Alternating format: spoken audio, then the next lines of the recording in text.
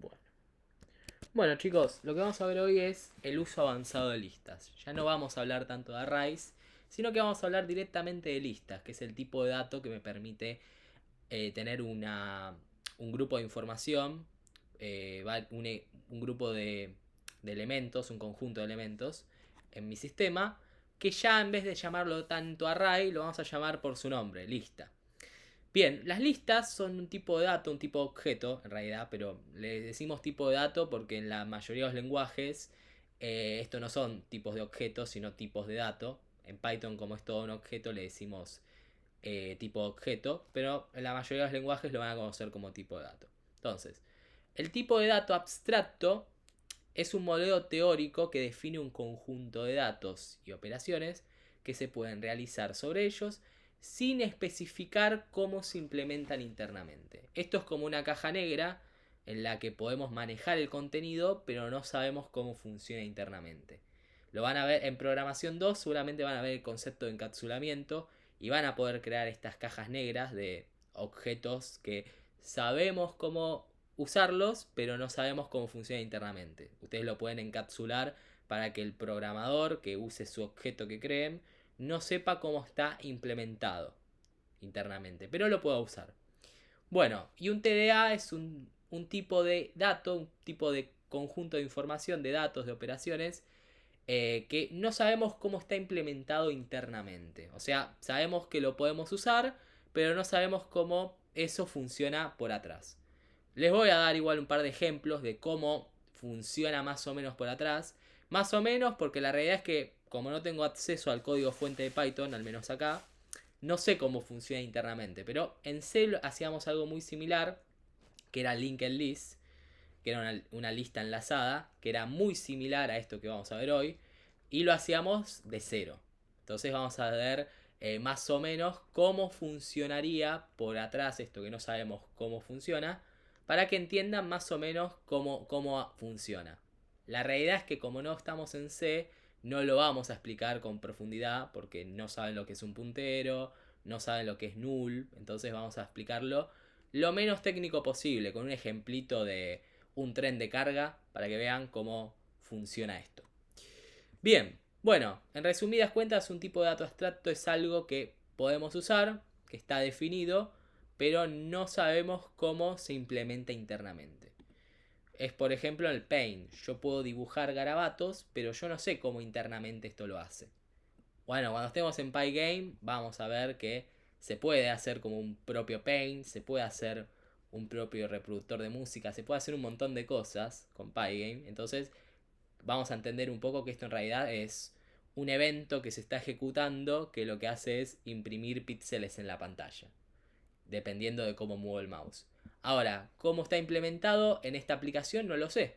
No lo sé cómo lo hace. Bueno, lo mismo es un tipo de dato abstracto. Es algo que no sé cómo funciona, pero lo puedo usar. Bien, las listas son de los TDA más comunes. Una lista es una colección ordenada de elementos, como el array, donde cada uno tiene una posición definida por un índice. Estos tienen mutabilidad, pueden ser modificados después de su creación, como los arrays en cualquier lenguaje de programación. Tienen un acceso secuencial, se puede acceder a los elementos mediante un índice. Esto es lo mismo que fuimos viendo en los arrays, pero lo que ahora vamos a ver es que estas listas tienen tamaño dinámico.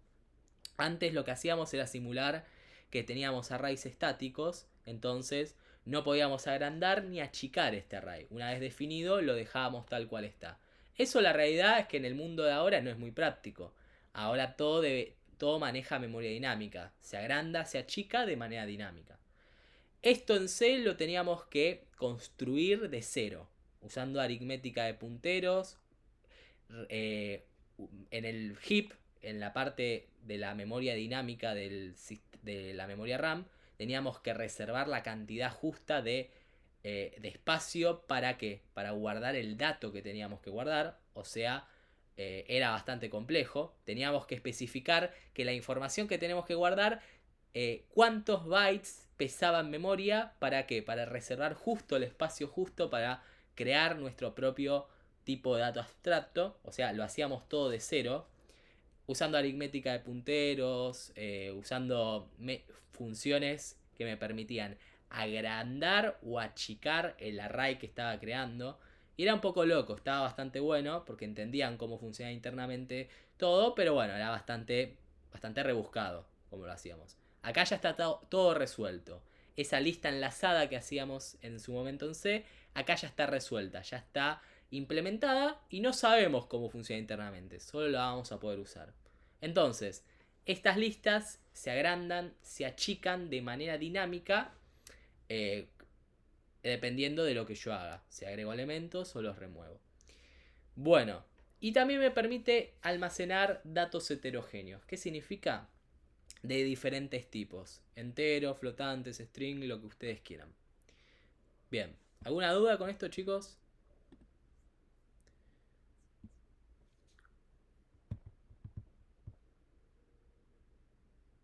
Bien, perfecto. Bueno, las operaciones comunes son acceso. Esto ya lo vimos en los arrays. Acá funciona de la misma manera, obviamente, porque estamos usando el mismo tipo de dato que usábamos con los arrays, que es acceder mediante un índice.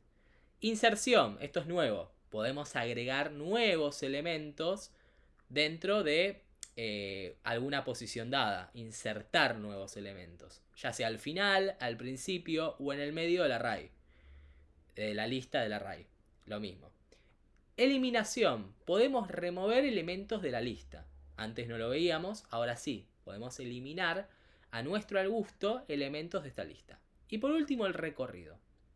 Esto sí lo vimos. Podemos recorrer nuestra lista a nuestro gusto. Bien, ¿qué es un método? Un método es una función que pertenece a un objeto.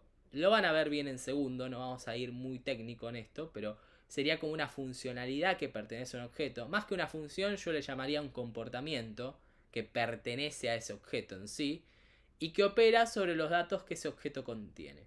Los métodos, como les dije recién, definen el comportamiento que un tipo de dato o estructura, va a tener. Como por ejemplo, los strings van a tener métodos que les va a permitir que ese texto lo convierta a mayúscula, que ese texto lo convierta a minúscula, entre otros métodos. Tiene un montón la clase string. Y por ejemplo, la clase lista tiene métodos que agrandan la lista, que achican la lista. Todo esto para manipular el objeto que yo creé. Como todo en Python es un objeto, toda lista, todo array, toda tupla, todo string, todo número, todo lo que guarden va a ser un objeto que va a tener comportamientos dentro de sí. Estos comportamientos van a estar dentro de los métodos propios, en los que ustedes van a poder manipular y hacer lo que quieran con eso. Bien. Vamos a ver. ¿Cómo funciona el método en listas? Cuando llamamos a un método sobre una lista, se está invocando una funcionalidad, un comportamiento, que pertenece solo a esa lista, que puede modificarla, de remover elementos, devolver la información de su índice y hacer un montón de otras acciones sobre la lista que yo creé. Bien, y vamos a arrancar a ver uno por uno. El primero es el append, que me permite agregar un elemento al final de la lista. Vamos con eso. Agrando un poco, muevo esto acá, chico ahí. Append me permite agregar un elemento al final de la lista. Bien, ¿cómo funciona el append? Vamos a usar una lista de nombres como la siguiente: Mariano, Ana y Juan. Y lo que yo puedo hacer con el append es agregar un elemento más después del último. El último es Juan, puedo agregar uno más después de Juan. Entonces vamos a mostrar cómo quedó la lista antes del append.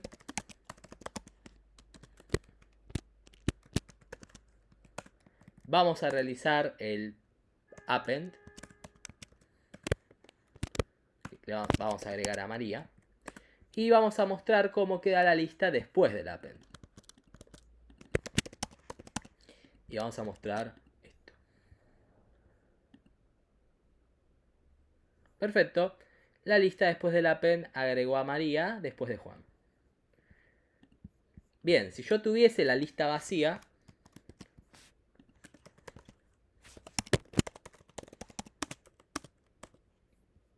también el append me funciona.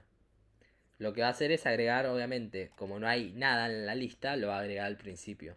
Pero por cada append que ustedes tengan, va a agregar un nuevo elemento al final de la lista. Si agrego a José y a Matías, me va a agregar después de María guarda José y después de José guarda Matías. ¿Ven? María, José y Matías. Lo hace en orden, porque siempre lo guarda al final de la lista. Entonces los va a ir guardando en orden. Pero bueno, lo que hace el append es simple. Guarda un elemento al final de la lista, nada más. El elemento puede ser de cualquier tipo. Porque por más que yo ponga append acá, miren, esto lo voy a comentar. Si yo pongo append, ya me dice en la documentación que va a recibir un objeto de tipo string. Pero esto no era restrictivo. Entonces si yo le paso un entero, acá,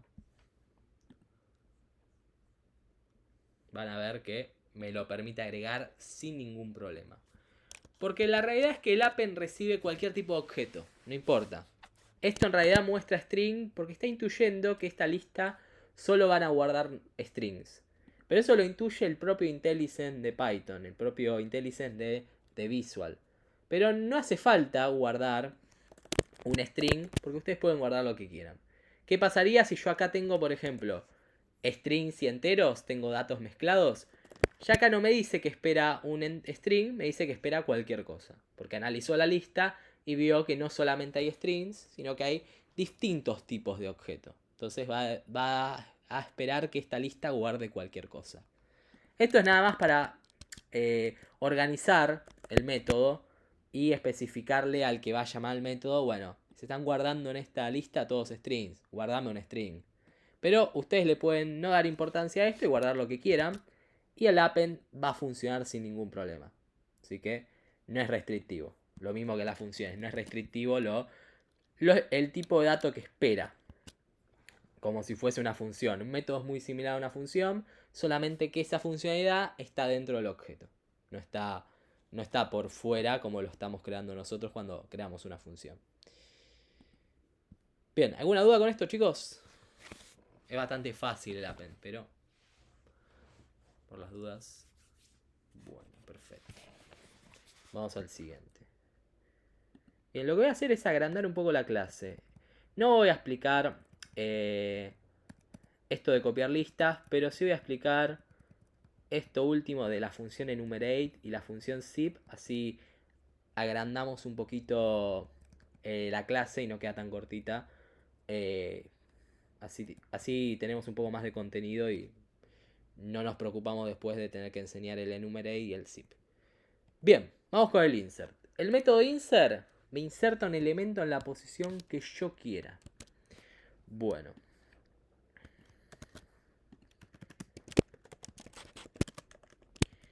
Me permite insertar un elemento en la posición que yo quiera.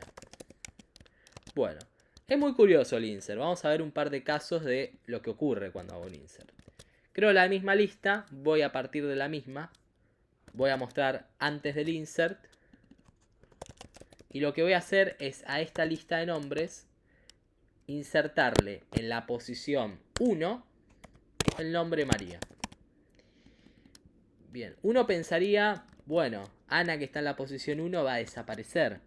Me la va a modificar. No, esto no es una modificación, esto es una inserción. ¿Qué va a ocurrir? Va a mover a Ana y a Juan un índice más adelante, nada más. Ejecutamos y van a ver que insertó a María donde yo le dije, pero a Ana no me la eliminó, solamente me la movió. ¿Y cómo funciona esto internamente? Bueno, imagínense que su lista es esto. Vamos a poner así y así. Esto es un trencito que tiene un tren de carga. Tiene varios vagones. El vagón 1, el primer vagón, voy a achicar el texto. Lo voy a poner más chiquito. Ahí está. El primer vagón se llama Mariano, ¿no? Sí, Mariano. Después tenemos el vagón que se llama Ana. Y después tenemos el vagón que se llama Juan. Cada uno de estos vagones tiene una posición. Este tiene la posición 0, este la posición 1 y este la posición 2. Bueno, cuando se agrega María, cuando yo le digo el insert, listanombres.insert 1 y quiero que me agregue a María, le estoy indicando que quiero que me agregues a María en la posición 1. Bueno, ¿qué es lo que va a hacer el sistema? Bueno, lo que va a hacer es, no puede poner a María en la posición 1 ahora porque está Ana. Entonces lo que va a hacer es, por un tiempito, te muevo a Juan y a María a otro lado, lo saco del tren y me creo a María. A María me la voy a crear. Voy a dar la posición 1 y me la voy a crear. Una vez que creo a María, el programa lo que va a hacer es insertar a María acá. Y después, una vez que María ya está insertada, a María la va a volver a enganchar con lo que había antes, que era a Ana y a Juan. Obviamente, como les cambiaron las posiciones a Ana y a Juan, ahora, espero que lo ponga un poquito más abajo porque si no me va a tapar. A ver. Ahí está. Uy, un segundo que soy malo con este paint. Ahí está. Listo, lo dejamos así. Lo que pasa es que el índice de Ana y el índice de Juan se tienen que mover. Lo muevo uno adelante. Voy a dar acá índice 2 a Ana e índice 3 a Juan. Y de esta manera lo que hizo fue moverme por un tiempito los vagones de Ana y Juan para después enganchar a María ahí, donde la quise poner. Bueno, eso es como sucede internamente. En realidad todo esto lo que hace es una aritmética de punteros. Cada uno de estos datos va a guardar dos informaciones. La información del elemento y la del próximo. ¿Para qué? Para que haga como una cadena, para que se encadenen entre sí. Entonces Mariano guarda su información y la información de María. María guarda su información y la información de Ana. Ana guarda su información y la información de Juan. Y Juan que guarda su información y la información de Null. Y este es el final de la cadena. Esto por si algún día tocan C, bueno, sería así como funciona. Ahora, esto es simplificado. No lo vamos a complicar mucho porque tienen que verlo en directo, tienen que manejar punteros y verlo en directo. Null es nulo. Null significa una no posición de memoria. Significa que lo que hay en nulo es nada. Entonces, es el fin de esta cadena de elementos que están todos unidos juntos. Bueno, entonces para que esta unión pueda ser representada en el sistema, se va a guardar una estructura de datos a Mariano y a lo que hay después de Mariano, que es Ana. Se va a guardar en otra estructura a María, a María y lo que hay después de María, que es Ana. Se va a guardar en otra estructura de datos a Ana y lo que hay después de Ana, que es Juan. Y después se va a guardar a Juan y lo que hay después de Juan, que es nada. Entonces ahí termina la cadena y ya no se empieza a guardar más nada. Todo eso se guarda en memoria. ¿Cómo lo hace? Bueno, ahí Python no nos especifica cómo lo está haciendo. Pero en C lo hacíamos más o menos así. Tenía un par de cosas más que tener en cuenta, sí, era un poco más complejo. Pero piénselo como un trencito en el que teníamos que encadenar a cada uno de los vagones. Cada uno de los vagones tenía su dato. Bueno, ¿se entendió más o menos? No les voy a explicar con profundidad porque lo teníamos que ver en el lenguaje C. Teníamos que manejar las posiciones de memoria, pero más o menos funciona así. No sé si alguien vino de C, si alguno tocó el linked list alguna vez. Bueno, puede saber más o menos a lo que vengo referido cuando dije lo que estaba explicando recién. Si alguno no vino de C, bien, perfecto. Tengan que entender que esto lo hacíamos así porque teníamos que hacer todo de cero. No existía el tipo de dato lista. Teníamos que hacerlo de cero. Perfecto, David lo vio. Bueno, era algo así, era como un trencito. Lo estoy simplificando para que lo entiendan más o menos por cómo iba, pero es así. Este tipo de dato abstracto, sí, no arranquemos con eso por favor, ok, está bien. Sí, era bastante complejo. De hecho, hasta los profes nos mareaban linked list porque era bastante complejo la seguidilla. Porque estaban creando el tipo de dato lista, lo estaban creando de cero. Con simplemente aritmética de punteros, con simplemente posiciones moviéndose en la memoria RAM. Entonces era todo un trabajito por atrás para que sea funcional. Pero bueno, estaba bastante bueno, les hacía pensar mucho y bueno, ya no se ve más porque ya esto no lo manejamos en Python. Ya directamente Python tiene dentro de sí algo similar que es el tipo de dato lista. Bien, sigamos porque hay más cosas que ver del insert. Agrego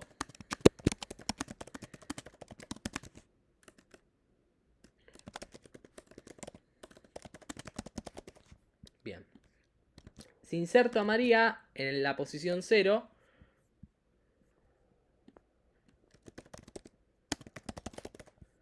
ahí está, María va a estar primera y María no se va a mover. Yo también puedo ingresar a María en el índice -1 y uno pensará, bueno, va a ser como el append, lo voy a poner en el final. Bueno, no sucede así. Miren esto, ¿eh? Si lo pongo en el índice -1, a María lo pone en el anteúltimo lugar. ¿Y por qué ocurre esto? Porque cuando creé la lista tenía 3 elementos. El último era el índice 2, que es el índice -1. Entonces si le digo -1 o 2, que es lo mismo, lo que va a hacer es agregarme a María en el último elemento de esta lista. Ahora, como se va a agregar uno más, ya no va a ser el último. Entonces va a ser el anteúltimo elemento de la lista. Entonces Juan va a quedar en el último, que es el nuevo que se agregó. Por esa razón, si ustedes ponen acá -1 o 2, no los va a agregar a el final de la lista como el append, sino que los agrega en el anteúltimo elemento. Ahí está. Entonces, ¿cómo lo agrego al final? Bueno, o uso un append, que es lo mejor, porque la realidad es que no vas a usar un insert para hacer lo mismo que el append, o lo agrego, si quieren complicarse un poco más la vida, lo agrego hacia el largo de la lista. Porque como se va a agregar un nuevo elemento, bueno, ese nuevo elemento como índice va a tener el mismo largo que tiene la lista antes. Entonces esto lo agrega al final. Es lo mismo que el append.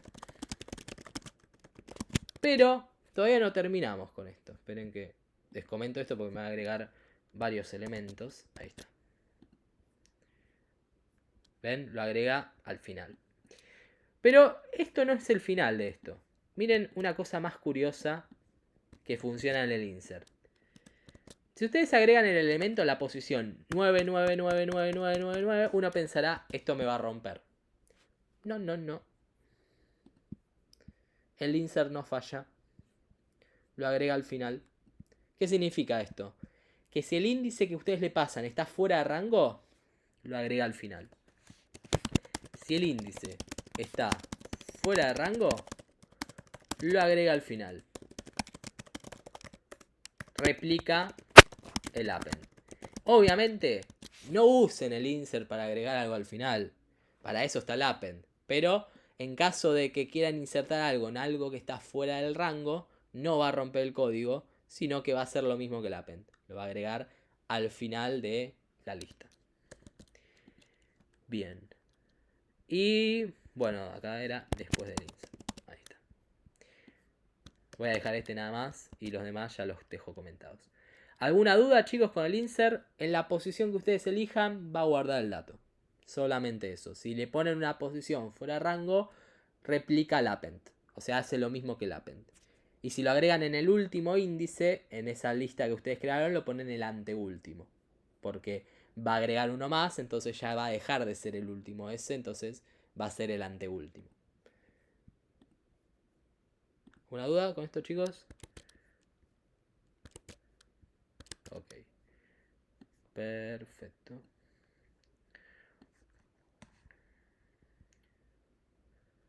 Ahí está. ¿Qué más tenemos?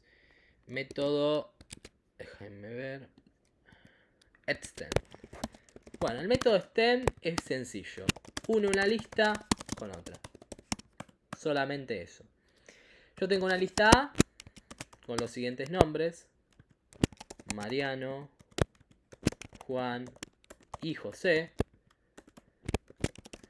Y una lista B con los siguientes nombres: Ana, María y Juliana. Y bueno, si yo tengo los siguientes nombres, yo lo que puedo hacer es unir estas dos listas usando el extend. Uno la lista A con la lista B o uno la lista B con la lista A. Puedo hacer de las dos maneras. Vamos a ver los ejemplos. Vamos a mostrar primero las listas antes del extend.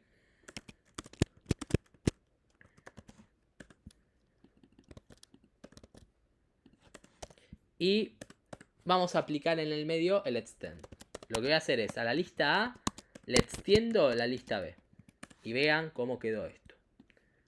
Puse dos veces la lista A. Ahí está. Vamos a probarlo. Y lo que ocurre es lo siguiente. La lista A se agrandó. Una vez que terminó la lista A, después del último elemento, va a agregar todos los elementos de la lista B. Entonces va a quedar Mariano, Juan y José y Ana, María y Juliana. Porque agregó todos los elementos de la lista B dentro de la lista A. Se modificó por completo la lista A. La lista B original no se borra, no se modifica, queda tal cual estaba. La única que tiene impacto en esto es la lista A. Se modificó la lista A agregando los elementos de la lista B. Bien, y puedo hacer al revés. Puedo extender la lista B. Quiero extenderle la lista A. Y también funciona. Lo que va a quedar modificada es la lista B. La lista A queda exactamente igual. Y me dice primero los nombres de la lista B y después los que extendí, que son los de la lista A. Y también, si quiero, puedo extender una lista A con una lista A.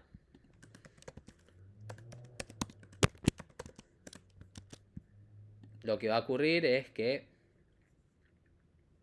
la lista A se duplica. Me muestra los elementos y después me muestra de nuevo sus mismos elementos. O sea, se duplica. Esto lo pueden hacer para una baraja de cartas, en la que tengan dos cartas iguales. No sé, tengan dos posibilidades de cartas iguales si quieren en cada mazo y lo pueden duplicar si les parece. O bueno, para lo que ustedes quieran lo pueden usar para extender dos listas iguales y que queden los mismos elementos dos veces duplicado. Cada vez que quieran duplicar una misma información, puede ser en un juego o puede ser en cualquier otro software que estén haciendo, pueden usar un extend y lo va a hacer. O si quieren unir dos listas, pueden usar un extend y lo va a hacer. ¿Se entendió esto, chicos? No es tan complicado. Eso lo simplifiqué solamente mostrarles los ejemplos. Pero si hay alguna duda, díganme. En el ejemplo hay una tupla, pero pasa que no vimos tuplas todavía. Está mal esto. Está mal la PPT. Si primero vemos listas, no tocamos tuplas todavía. Pero para entender que el extend funciona para también cualquier iterable. Pero no, por ahora háganlo todos los ejemplos con listas. Esto está medio desprolijo acá en la PPT. Pueden extender una lista con otra. Bueno, perfecto. Si se entendió, seguimos. Remove. Y acá empiezan los problemas. Vamos al remove. Empiezan los problemas técnicos.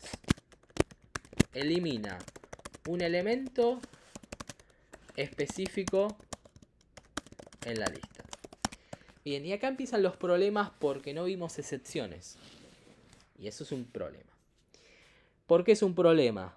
Porque sin excepciones no le podemos sacar partido a este método. No le podemos sacar mayor partido a este método.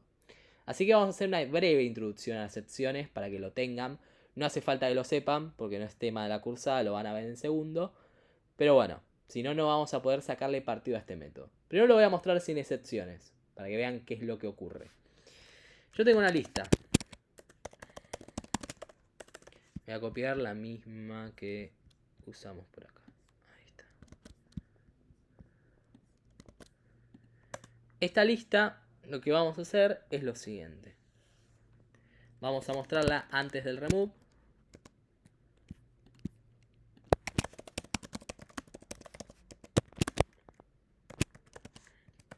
Y la vamos a mostrar después del remove. Lo que voy a hacer es eliminar a Mariano. O no, vamos a eliminar a Ana. Así eliminamos el del medio. Lo que hacemos es poner el nombre de Ana y la va a eliminar. Perfecto. Se sacó a Ana de encima. El problema es el siguiente. Esperen, me olvidé de poner algo. Elimina la primera ocurrencia de un elemento específico. Perdón, me olvidé de explicar de que si tengo dos Marianos, va a eliminar el primero que encontró nada más, no a los dos.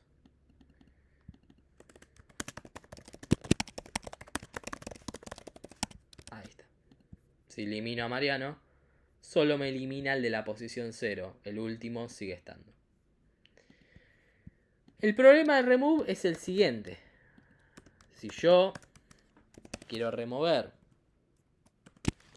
a María, y María no existe en la lista, o cualquier cosa que no exista en la lista, me rompe. Y yo no puedo anticiparme a que me rompa. La única forma es hacer algo innecesario, que es recorrer toda la lista y verificar que lo que quiera eliminar no exista. Cosa totalmente innecesaria, en especial a la hora de manejar estos métodos, que la idea es solucionarnos la vida, no complicárnosla. Entonces, por ejemplo, imaginen esto. El usuario ingresa por input, ingrese el dato a eliminar. El problema es que el usuario se puede equivocar. El usuario no va a poner la respuesta perfecta o la que esperamos. Entonces, perfecto, el usuario quiere eliminar a Mariano y se equivocó y pone María. Porque puede pasar. Bueno, el programa le rompió. ¿Por qué rompe esto? Veamos la documentación del método. Remueve la primera ocurrencia del valor que yo le paso. Lanza la excepción value error si el valor no está presente. ¿Qué significa?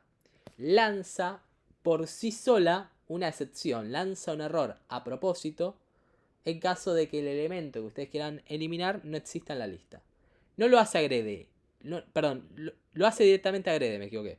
No lo hace porque tocó algo sensible del sistema, como por ejemplo, no sé, acceder a una posición que no existe. No, tranquilamente el creador del método puede devolver, por ejemplo, true, none o cualquier cosa en caso de que no pueda remover el dato. O simplemente ignorarlo y no removerlo. Pero el creador de este método decidió que si el valor no está presente, el que yo le pasé, lance una excepción y me rompa el programa. ¿Y por qué hace esto? Para que yo esa excepción la controle. Yo el error lo controle y lance un mensaje de error posible al usuario de que lo que hizo estuvo mal. Intentó eliminar algo que no existe. ¿Y cómo lanzo este mensaje? Bueno, la única forma es usando un bloque try except. Esto lo van a ver mucho en segundo, lo van a ver diferente, try catch. Pero acá en Python se pone try except.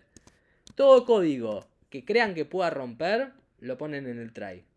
Y dentro del except, cuando haya un error posible, va a mostrar el código dentro del except. Hubo un error. Vamos a poner el dato a eliminar, no existe. Lo bueno de esto, de las excepciones, es que no me rompe el curso del programa. Y entonces lo que estamos haciendo acá no es evitar el error, como estábamos haciendo antes. Cada vez que algo pueda romper, evitamos el error. Acá tenemos algo más práctico, es el error va a ocurrir. El programa va a romper. Pero cuando rompa, quiero un flujo alternativo. Quiero que el programa siga su curso y que haga otra cosa. Bueno, para eso está el except. la excepción que se capturó, la excepción que se ejecutó, y dentro del except todo el código que se va a ejecutar en caso de que falle. Entonces, con este bloque mágico, try except, evitan que el programa rompa. ¿Pueden usarlo? Sí, pueden no usarlo también, porque no es algo que vayamos a ver. El tema es que si lo usan, yo les recomiendo que lo hagan así, simplificado. Try, except y un mensajito. No un mensaje de error. ¿Por qué no lo vamos a ver de la forma más profesional esto? Lo vamos a ver simplificado. Lo pueden usar para todo código que ustedes crean que puede romper en tiempo de ejecución. Todo código que ustedes crean que pueda romper, lo meten dentro del try. Y el except va a ser el mensaje error. De algo salió mal. O el cartelito de error. La aplicación se tiene que cerrar. O error, inténtelo en otro momento, por ejemplo. Cualquier error, en vez de romper la aplicación, lanza un flujo alternativo que es el mensajito de error. Entonces, si por ejemplo yo quiero... Esperen, ahí está. Yo quiero eliminar a Mariano, no pasa nada, ¿ven? Me eliminó al primer Mariano y el programa sigue en curso. Quiero eliminar a María, que no existe, y el programa sigue en curso. Pero me salió el mensaje del error. Lo bueno de la excepción es que en vez de que me rompa el programa y deje de seguir funcionando, el programa va a seguir en curso. Entonces está bueno a la hora de capturar posibles errores. Bien. ¿Alguna duda con el remove, chicos? Ahí leo el chat por si pusieron algo. Ok. ¿Manejaron excepciones alguna vez? Imagino que sí, porque es bastante común. Ok. Bien, sí, está soluciona una banda de cosas, sí. La realidad es que verificar todo el tiempo, evitando el error, validando, verificando todo el tiempo el error, es medio tedioso, porque muchas cosas pueden romper. Mientras que la excepción, el error pasó, bueno, ya está, el error pasó. El programa sigue una ventana de error o un mensaje de error. Sí, te ahorras un montón de cosas, sí. Lo van a ver bien en segundo, bien profesional. Los tipos de excepciones que puede haber. Van a ustedes lanzar su propia excepción. Porque ustedes pueden hacer lo siguiente. Yo puedo lanzar mi propia excepción. Yo puedo decir hola y romper el programa si quiero. Puedo decir, no sé, value error. Y lo que va a ocurrir acá es que el chau no se va a ejecutar. ¿Por qué? Porque se ejecutó la excepción value error. Y no rompió el programa por algo que haya hecho mal en el código. Simplemente que yo rompí el programa. Lo rompí porque quise. Entonces, bueno, ustedes pueden lanzar la excepción posible dentro del código. Y eso, una consulta, ¿en qué caso lo usaríamos? Por ahora ¿En qué nada. caso yo quisiera romper el código, ponele? En caso de que estén haciendo algo que puede traer peligro dentro de su programa, dentro de la base de datos o dentro de algo que estén testeando en el programa y que no quieren que la persona que lo esté usando no lo rompa por las dudas, bueno, ante la duda lanzo la excepción y digo, no se puede en estos momentos hacer esto. O, por ejemplo, conexión lenta, el usuario tiene una conexión lenta, bueno, ustedes lanzan la excepción de, no sé, una que se hayan creado ustedes y, bueno, automáticamente a la persona se le sale del servidor, por ejemplo. O lo que ustedes quieran. Pero lanza un error a propósito. Estás desmuteado, Ángel, Ahí está. Lo que haces es eso. Cada vez que quieras romper a propósito el programa porque el usuario está haciendo algo que no querés que haga o ante la duda eso que está haciendo puede poner en peligro la base de datos o puede empezar a llenar de un archivo el programa o se estén usando demasiados recursos en el programa y ante la duda de sabotear la RAM o de que se le tilde toda la máquina al que está usando el programa, bueno, podés tirar una excepción personalizada de que se está gastando mucho en memoria y poner un mensaje de error o cerrar automáticamente el programa diciéndole no se puede usar esta opción en este momento. O tenés un programa un poco más dinámico, tipo Discord, que es una aplicación que ya está conectada a una nube, pero está conectado, perdón, a un servidor, pero tenés la aplicación ejecutable en el sistema operativo. Y hay algo que está fallando en Discord. En la nueva versión alguno se mandó alguna y está fallando. Bueno, ante la duda de que metan mano, le mandás una posible excepción. Y cuando salta la excepción, mandás automáticamente un cartelito de error. Entonces, hay muchos casos en los que algo puede fallar. Entonces va a tener sentido largar la excepción. Probablemente el segundo lo vean más claro. Pero es para también protegernos, proteger el sistema, proteger al usuario, entre otras cosas. Porque no todo va a romper, entonces a veces es necesario yo romper mi programa, lanzar la excepción y después controlarlo con un mensaje de error. No sé, si están haciendo alguna actividad ilegal dentro de su programa, alguien tiene un bot de clics dentro de su juego.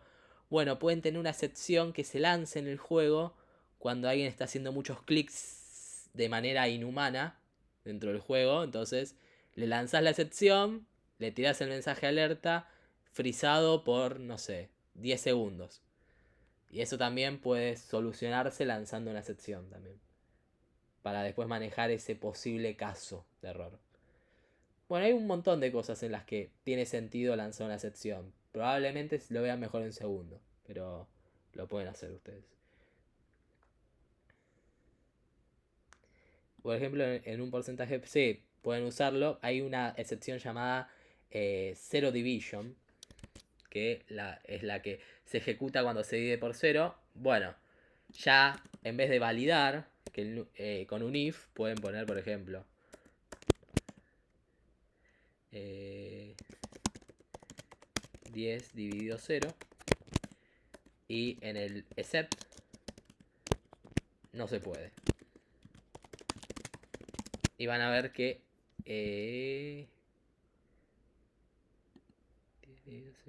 perdón, me pifié yo. Ahí está. Y en vez de romper el programa, simplemente les va el error. Y sigue con el transcurso. Eso es una sección llamada Zero Division.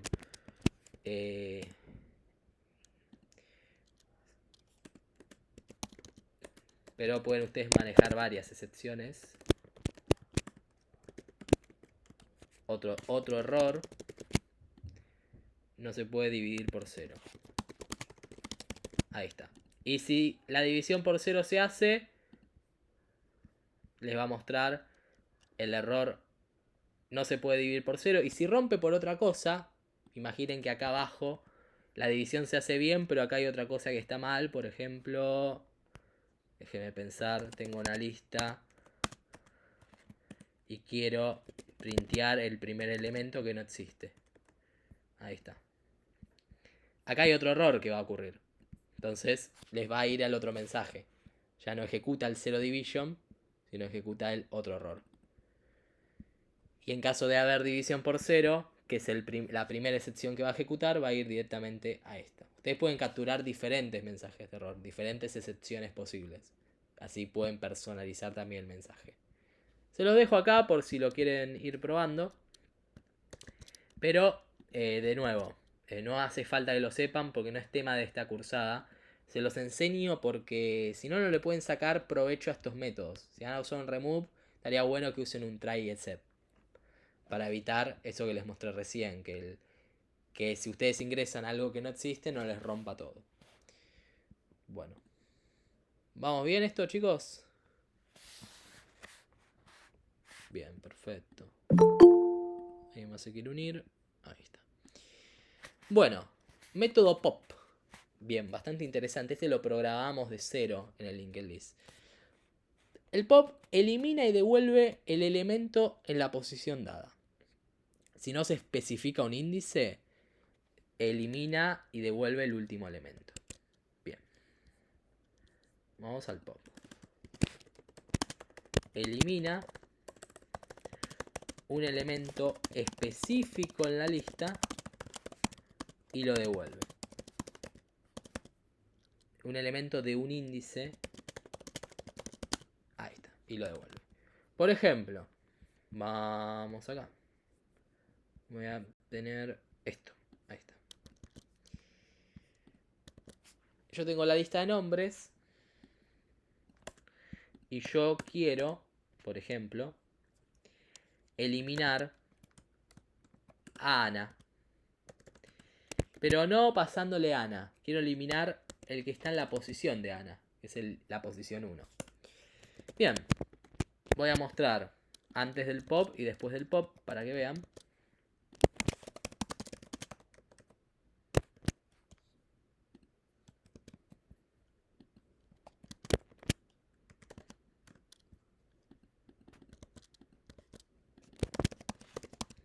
Ahí está. Y van a ver que lo que ocurre acá es que Ana se fue. Ana se nos fue. Si borro.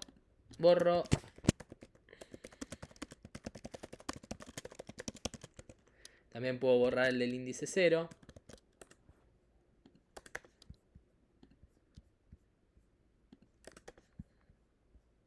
Y se fue. Bueno, se nos fueron los dos, perdón, porque este no lo comenté. Ahí está. Ahí está, ¿ven? Se fue Mariano. Y lo que puedo hacer yo también es borrar el último. Que es simplemente llamar al pop. Lo llaman al pop sin pasarle nada y borra automáticamente el último. ¿Por qué? Porque tiene el parámetro del índice es opcional y por defecto es -1. Entonces siempre va a borrar el último. Borro el último elemento. Ahí está. Vamos a testearlo. Y lo borra. Borra Juan. Lo saca directamente de la lista. Bien, pero lo que hace también pop es devolver el elemento que borro. De nuevo, esto ocurre como en el remove. Si yo le indico un índice que no existe fuera de rango, acá ya no se pone bueno como el insert. Me rompe. ¿Por qué? Porque si el índice está fuera de rango, lo dice acá, el pop lanza un index error. Lanza a propósito una excepción llamada index error. Entonces no me va a funcionar. Vamos a poner acá error. Bien. Y lo que hace el pop también es que me devuelve el elemento que borré. Por si lo necesito. Por si en algún momento lo necesito para algo.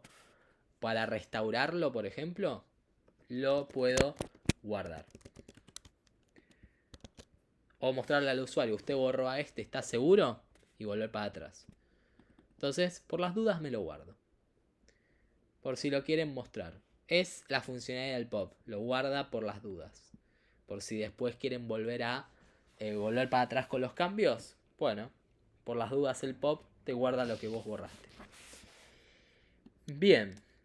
Y otra cosa interesante es, y esto es medio loco, pero sucede así, es que esto les rompe, ¿vieron? Esto les rompe porque no se puede eliminar un elemento fuera de índice. Pero si ustedes usan un slicing, así, perdón, le pifié yo. No, con el pop no, le pifié yo. Esto es en los próximos. Esto es en el del. Ya me estaba yendo de tema. No, con esto ya está. Con esto es el pop, listo. Ustedes le pasan la posición en la que quiera borrar el índice y lo borra. Esto que les dije del slicing lo vamos a ver más adelante con la palabra del. Me confundí. Bueno, lo que hace el pop es eso, chicos. Elimina un elemento en un índice específico y lo devuelve. En caso de que haya error, ustedes pueden usar un try except, para capturar ese error, como hicimos acá. Pero bueno, si el índice está fuera de rango, rompe. Y lo que hace el pop como característica es guardarse el elemento que borró por si lo necesito usar más adelante. Bien. ¿Alguna duda, chicos, con el pop? Sí, perfecto, Tiago. Vos lo podés volver a meter con el insert.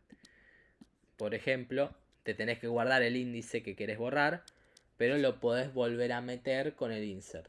Por ejemplo, vos querés borrar el elemento del índice 0, lo borrás y después decís, ah, no, no quería borrar este, quería borrar otro. Bueno, lo podés volver para atrás con los cambios, volviendo a insertarlo con el insert. Porque si yo borro el elemento de la posición 0 y después hago un insert, y en la posición 0 guardo el elemento borrado, esperen que esto no, es este que está acá. Ahí está. Lo vuelve a guardar en el mismo lugar, como si no hubiese pasado nada. ¿Y por qué? Porque insertan al principio lo que borró antes, que era Mariano. Entonces quedó como si nada. Para eso lo guarda el pop. Para que si después quieren volver para atrás, le aplican un insert y ya está. Así que sí, lo podés volver a meter con un insert en array. Bien, perfecto. Bueno. ¿Alguna duda con el pop, chicos?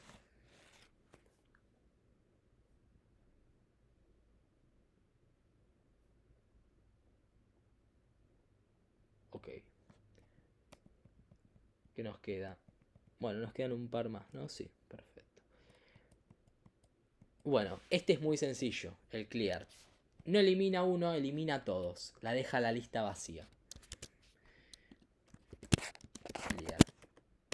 Elimina todos los elementos de la lista, dejándola vacía. Y es bastante sencillo el clear. No tiene mucha explicación. Yo tengo una lista con un montón de elementos. Antes del clear se va a ver así.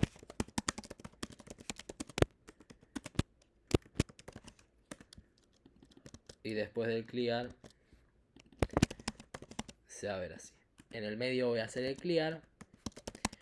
Y a la lista esta le va a vaciar todos los elementos que tenga. Tenía estos y ahora no tiene ninguno. Ahora, ¿qué es lo que ocurre si yo tenía la lista ya vacía? ¿El clear va a fallar? Vamos a ver. No, el clear queda exactamente igual. Por si tenía esa duda, el clear, si la lista está vacía, la deja tal cual está. Si la lista tiene elementos, la vacía. Entonces, ¿y cómo funciona esto? Lo que hace es eliminar uno por uno a los elementos. Los saca de memoria. O sea, los libera sus posiciones de memoria de cada uno de estos elementos. ¿Para qué se puede usar esto? Bueno, cuando ustedes usaron una lista y ya esa lista no la van a usar más, normalmente aconsejamos que la eliminen, que eliminen esos elementos. ¿Para qué? Para que ese espacio que gastó el sistema para almacenar la lista se libere. Porque la memoria RAM es limitada, tenemos 16 GB, algunos tienen 32, otros tienen 8. Y como es limitado eso, no es mucha información que se puede almacenar.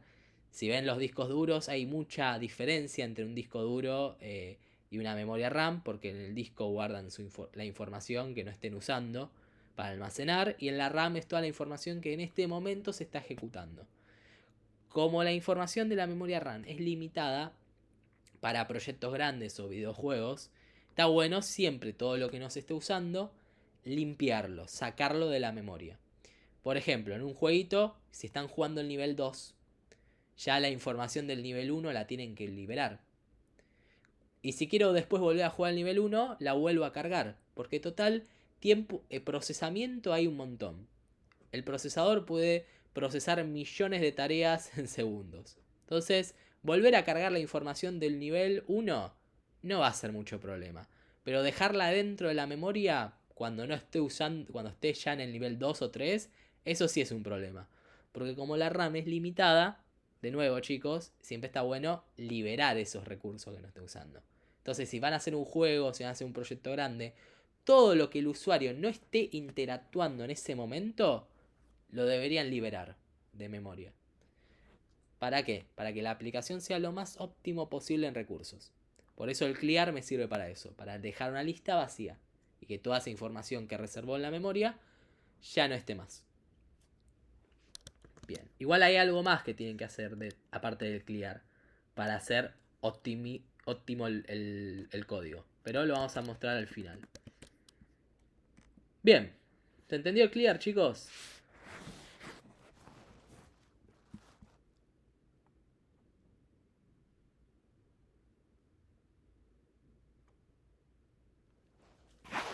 Bien, perfecto.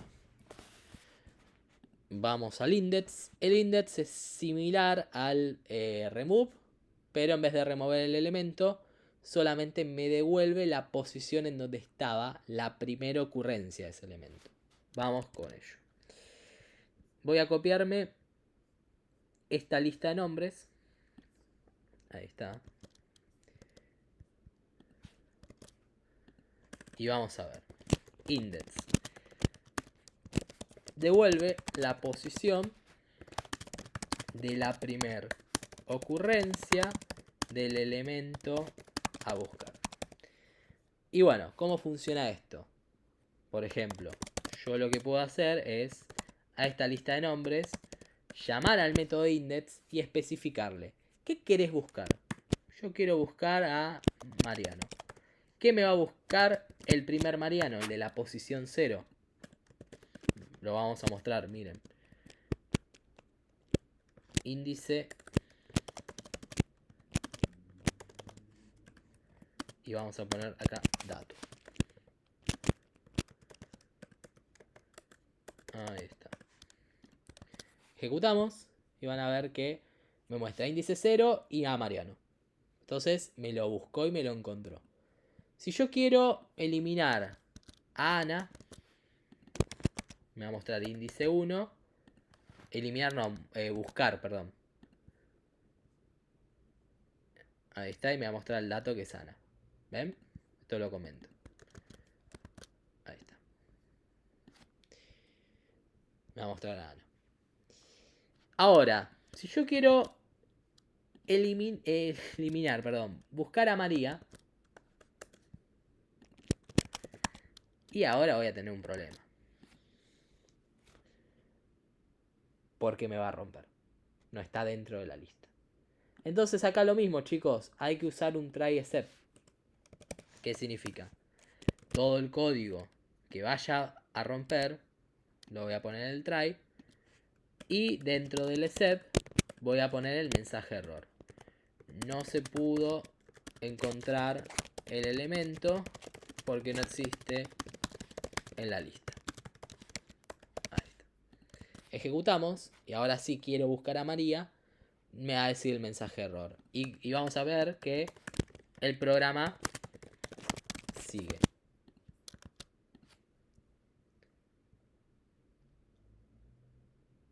¿Ven? El programa sigue. Bueno, ¿alguna duda con esto? Es lo mismo que el remove, pero me devuelve el índice. En caso de que ustedes el dato que quieran buscar no exista, me va a devolver un error, me va a ejecutar un error. También lo que pueden hacer en esto es pasarle una posición de inicio. Por ejemplo, si yo quiero mostrar al otro Mariano, no a este, bueno, le tengo que indicar al index que arranque a buscar desde el índice 1. ¿Y qué significa esto? Que me va a mostrar la posición del otro Mariano, en la posición 3, porque va a empezar a buscar de acá. Entonces me va a mostrar la posición 3. Pasa que, esperen que sacó lo de María. Ahí está. Mariano, me equivoqué. Ay, perdón. Le pifié yo, Esto lo comento y acá pongo Mariano. Ahí está. Y me va a mostrar la posición 3, que es el otro elemento de Mariano. ¿Por qué? Porque arrancó a buscar de acá, desde el 1. Entonces ustedes también pueden arrancar de un principio y de un fin. Como el fin es excluyente, si yo le pongo 3, va a ir del 1 al 2 y me va a romper el código. ¿Ven? Me va a salir el mensaje error. Y pongo acá 4, va a ir del 1 al 4, entonces va a contemplar este Mariano que está acá y me lo va a mostrar.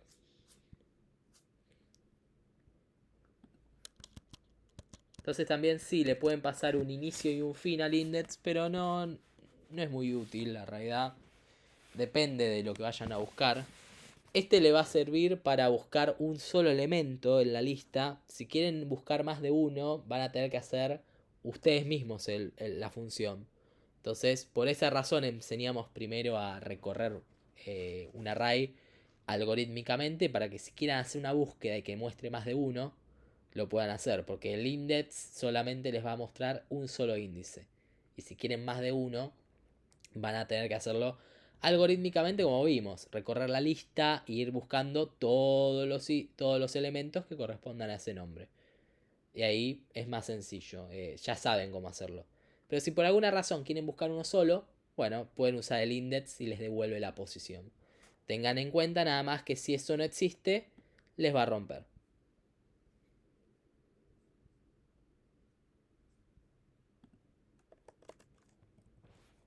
Bien. ¿Una duda con el index, chicos?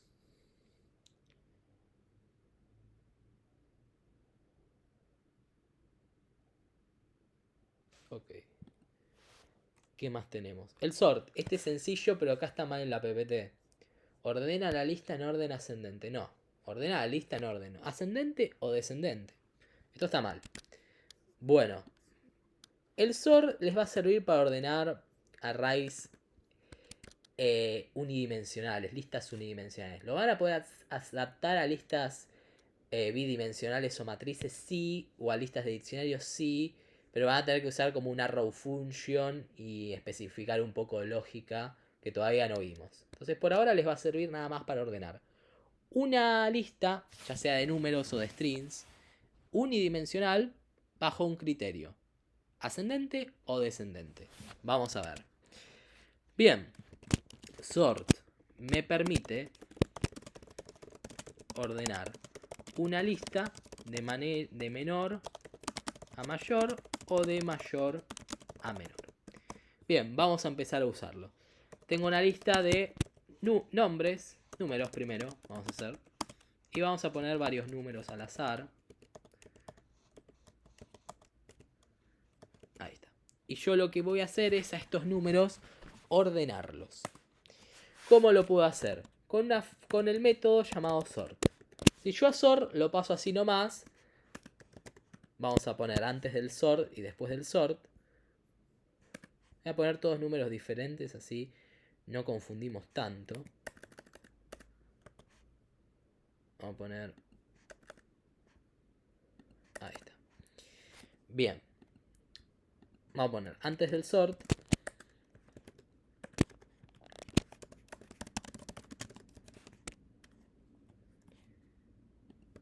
Ahí está.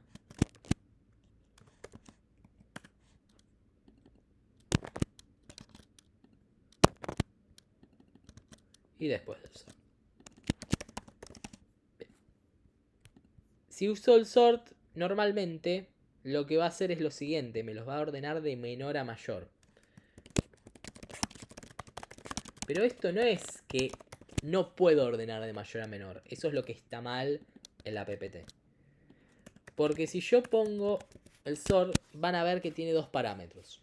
Uno, los dos son opcionales. Uno es el key, que es para ustedes especificarles el criterio que va a ser el ordenamiento. Perdón, el criterio no, perdón. Si dentro del array hay, no sé, una matriz o un diccionario, bueno, pueden pasarle esta key de la función que les va a permitir eh, ordenar bajo lo que ustedes quieran. Es complejo. Todavía falta ver paradigma funcional, que es la parte de pasar funciones como parámetro para que esto lo entiendan, así que no lo vamos a hacer todavía. Pero sí hay un parámetro opcional llamado reverse, que sí lo vamos a usar. ¿Qué es para qué? Cambiar el criterio de ordenamiento. Por defecto está en false, entonces ordena de menor a mayor. Si lo pongo en true, me va a ordenar de mayor a menor. Ejecutamos.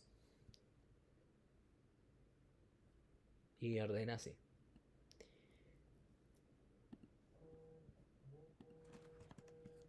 ¿Se entiende, chicos? Miren que me están llamando. Está vibrando un segundo.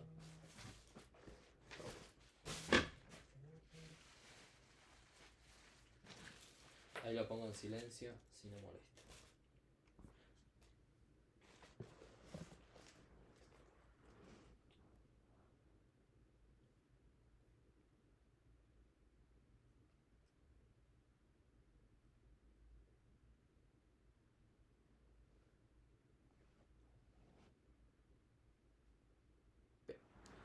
Ahí estoy.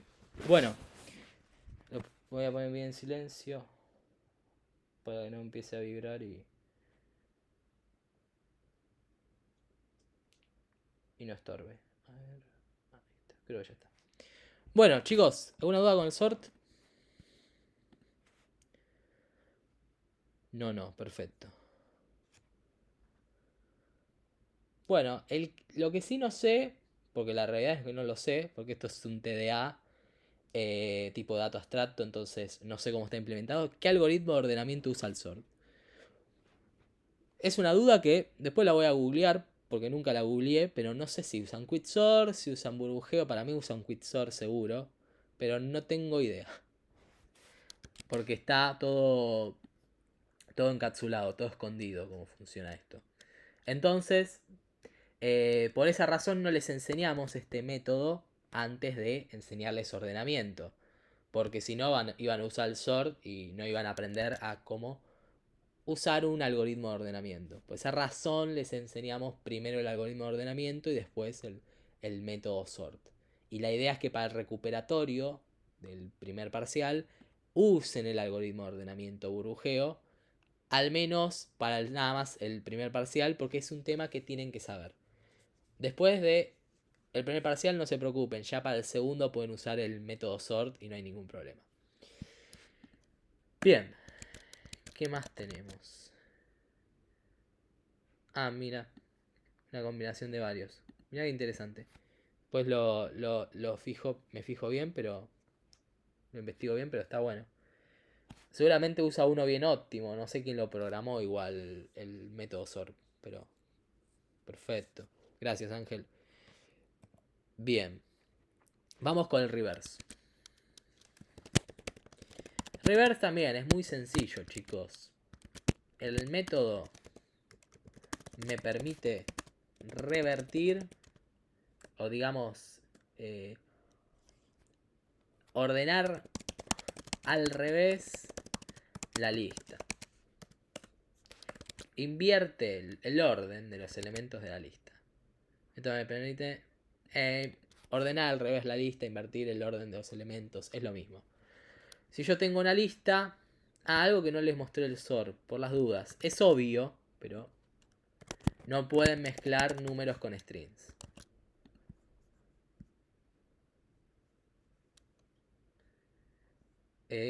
Mira, ahora sí pudo. Ah, porque no. Perdón, no ejecuté el método. Ahí está.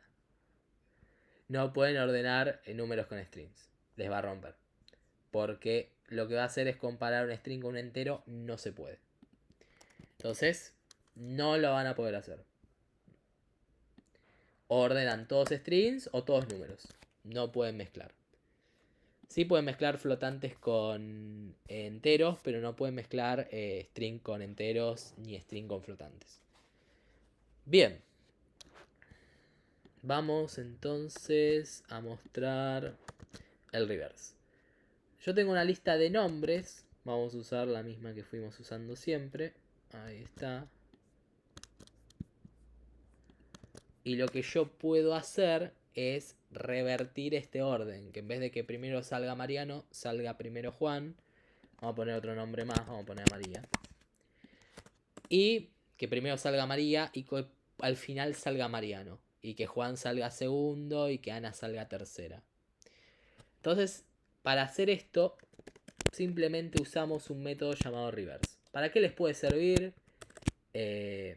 Para, por ejemplo, un juego en el que quieran que primero salga el enemigo final y después el primero, pues, o sea, revertir un poco el orden, o alguna que otra aplicación en la que necesiten aplicar esto, lo pueden usar, es una herramienta más.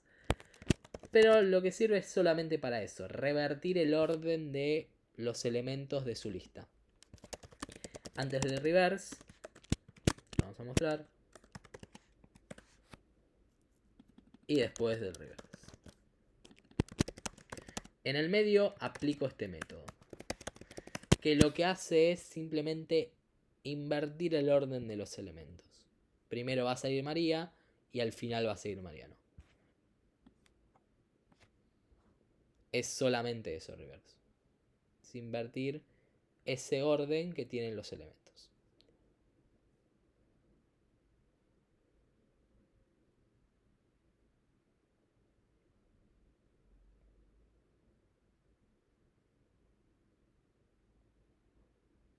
Bueno, ¿alguna duda con esto, chicos? Ok. Y uno que antes de estar con este, les voy a enseñar uno más. Porque les puede servir. Y para el juego les va a servir. Entonces, y siempre que quieran programar un jueguito les va a servir. No es un método. Es una función que se encarga de ordenar de manera aleatoria los elementos de una lista. Imagínense una lista en la que tiene una baraja de cartas. Una lista en la que tienen, por ejemplo, lista de preguntas en un videojuego, de un juego, preguntas y respuestas. ¿Estaría bueno que siempre les toque las mismas preguntas en el mismo orden? No. ¿Estaría bueno que las cartas salgan todas en el mismo orden? No. Estaría bueno que se mezclen. Entonces lo que hace esto es mezclar la lista de manera aleatoria, completamente aleatoria. Lo que hace esto es simplemente ordenar los elementos de la lista aleatoriamente, haciendo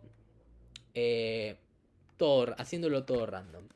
Para eso tienen que importar el módulo random. Y una vez que tengo mi lista, ya sea de números, de nombres o de lo que ustedes quieran, uso esta función.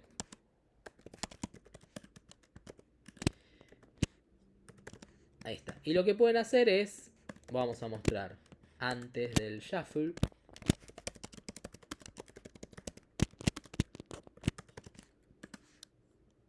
Y después. Ahí está. Y bueno, vamos a ver cómo funciona esto. Antes del shuffle, Mariano, Ana, Juan y María. Después del shuffle, María, Ana, Juan y Mariano. Obviamente va a haber algún caso en el que queden igual, porque son muy pocos elementos. Pero cada vez que lo ejecuten, ven, les da un orden diferente. Entonces, esto funciona. A ver si llega a haber algún momento en el que queden igual. No estaría pasando. Pero en algún momento debería quedar igual. Lo que hace es simplemente ordenar los elementos de la lista de manera aleatoria. ¿Ven? Acá quedó exactamente igual, porque son solamente 4 elementos. Si tuviesen muchos, una lista de cartas, una lista de preguntas y respuestas, obviamente esto va a ser completamente opuesto. No va a ser igual, lo van a hacer totalmente diferente. Bueno, ese sería el shuffle. Lo que hace es eso, simplemente ordenar de manera aleatoria la lista.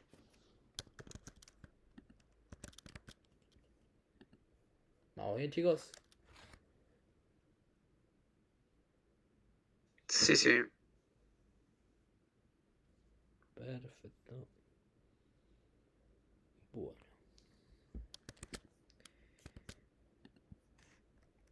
Del. El keyword del, bueno, elimina el elemento a la posición indicada usando la... Bien. Perfecto. Del es una palabra clave. Clave. Palabra reservada, digamos, que me permite eliminar el objeto que yo quiera. Esa es la traducción, porque esto lo que dice acá, en realidad está bien lo que dice, pero la realidad de él lo que hace es eliminar, lo voy a poner en minúscula para que no se confundan, Es una palabra reservada de Python que me permite eliminar el objeto que yo quiera. Yo puedo eliminar cualquier objeto que tenga en mi sistema con la palabra reservada de él.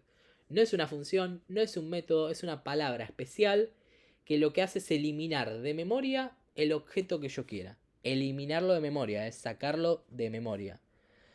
¿Cómo funciona?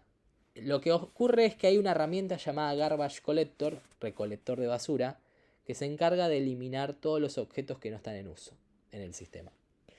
Bueno, lo que hace esto es indicarle al Garbage Collector, che, quiero que me elimines este objeto porque sí. No importa si lo estoy usando o no, quiero que lo saques de encima. Entonces, automáticamente lo que va a hacer es, el Garbage Collector es, recibí una indicación de que tengo que eliminar esto de memoria. Lo tengo que sacar. Bueno, lo hace. Esta palabra reservada la pueden usar mucho a la hora de optimizar su programa. Todo lo que no esté en uso lo pueden eliminar. Es lo más parecido a bajo nivel que tenemos en Python. Es lo más parecido que tenemos a la hora de interactuar con la memoria. La palabra reservada de él. Porque podemos eliminar el objeto que queramos. El que quieran ustedes. Vamos a probarlo. Primero vamos a probarlo con los ejemplos de acá y después les voy a agregar algo especial que tiene el del, bastante interesante, que también lo pueden aplicar. Ponemos lista de nombres. Nos vamos a copiar esta misma. Ahí está. Yo lo que puedo hacer es, como si fuese el pop, eliminar de la lista de nombres el índice 0.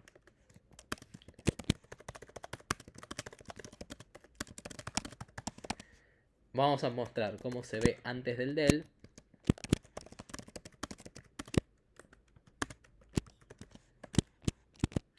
Y después del del. A diferencia del pop, no me va a guardar el elemento, sino que me lo elimina directamente. Y van a ver que el elemento 0 dejó de existir. Ahora, el elemento 0 no dejó de existir en la lista. Ahora pasó a ser Ana. Pero Mariano, lo que había en el elemento 0, dejó de existir. Y la lista se achicó. Se achicó un espacio.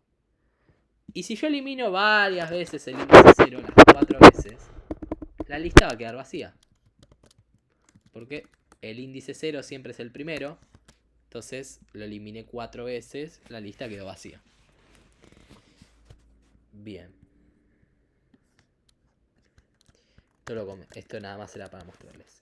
Si elimino el índice 1, elimina el índice 1 de la lista. Por ejemplo, la va a eliminar a Ana. Lo que hay en el índice 1, el valor que hay en el índice 1. Ana dejó de existir. Si ustedes eliminan el índice menos 1, va a eliminar el último elemento de la lista.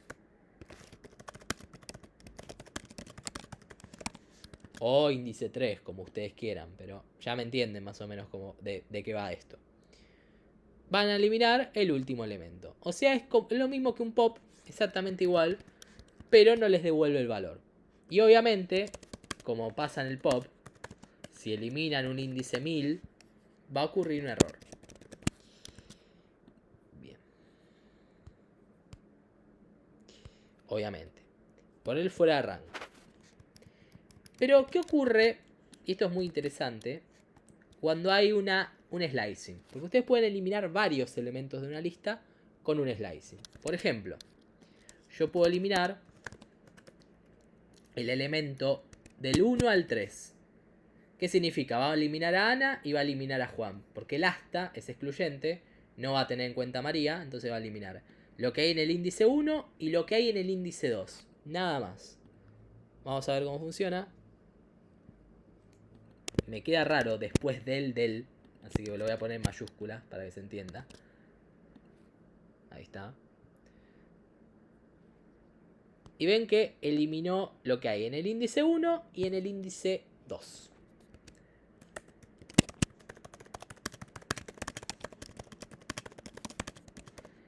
Y algo medio loco, pero ocurre, es que esto me fallaba, ¿vieron? Porque no, es fuera de índice de rango. Uy, perdón. Pero el slicing, cuando ustedes hacen un slicing, el slicing nunca rompe. En estos casos. Entonces no va a ser lo menos con el del. Si yo quiero eliminar lo que hay entre el índice menos 1000 hasta el índice 1000, me va a decir el sistema, me estás cargando, ¿no? ¿Vas a romper todo? No. Esto no da error. Es raro, es un poco loco, pero no da error. Deja la lista vacía nada más. ¿Por qué no da error?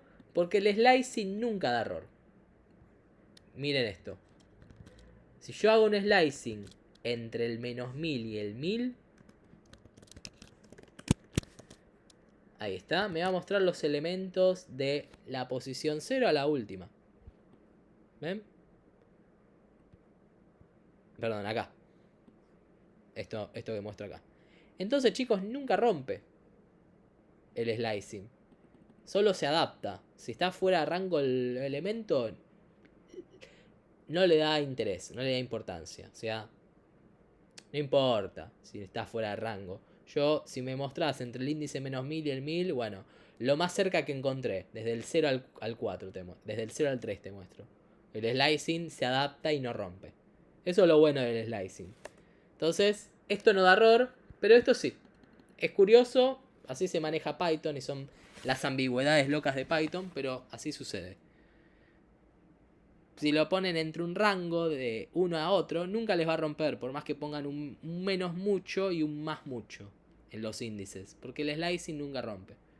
Eso es lo bueno del slicing, pueden poner, se pueden equivocar en el mínimo y el máximo y no les va a romper. Bien.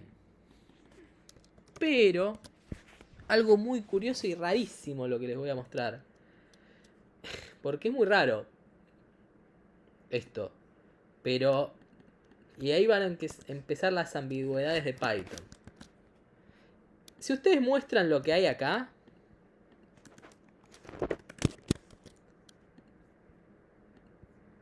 de la línea 137 a la 138... perdón, la línea 137, lo que mostró... parece que está mostrando la lista. ¿Ven? Es la lista. Bueno, si la borro, me queda vacía. Entonces uno puede pensar que si yo hago esto,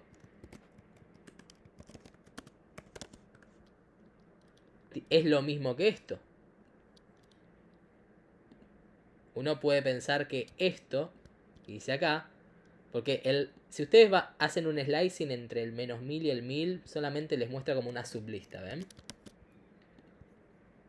Una sublista, la línea 137 con estos elementos. Bueno, entonces uno puede pensar, bueno, ¿para qué hacer esto si puedo hacer esto? Y acá empieza otra ambigüedad de Python. Cuando hago esto, miren lo que va a pasar. Rompió. Cuando hacen del de la lista completa, sin pasarle ningún slicing, por muy loco que parezca, en vez de eliminar los elementos de la lista, se borra todo. Borra la lista completa. ¿Qué significa esto? Como el del borra todos los objetos que yo le pase, el del lo que me borró fue la lista completa. Todo, absolutamente todo. Y lo vamos a ver en vivo, miren esto. Tengo la lista.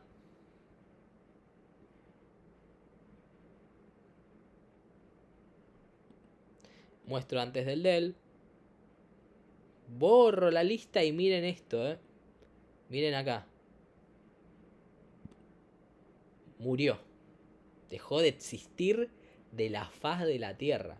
Y se muestra, obviamente, el error, porque la variable lista nombres no existe.